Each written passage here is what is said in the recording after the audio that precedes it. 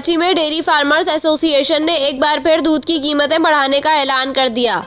Dairy farmers association ने शहर में दूध की कीमत 20 रुपये फी किलो बढ़ाने का ऐलान किया है। डेयरी फार्मर्स के ऐलान के बावजूद कमिश्नर कराची खामोश हैं और इनकी जानिब से कोई रद्द अमल सामने नहीं आया। ज़राए के मुताबिक डेयरी फार्मर्स ने 20 रुपये के इजाफे का ऐलान किया है, ताहम इनका मंसूबा है कि इंतजामिया से मुज़ाकरात के बाद 10 रुपये का इजाफा कर दिया जाएगा।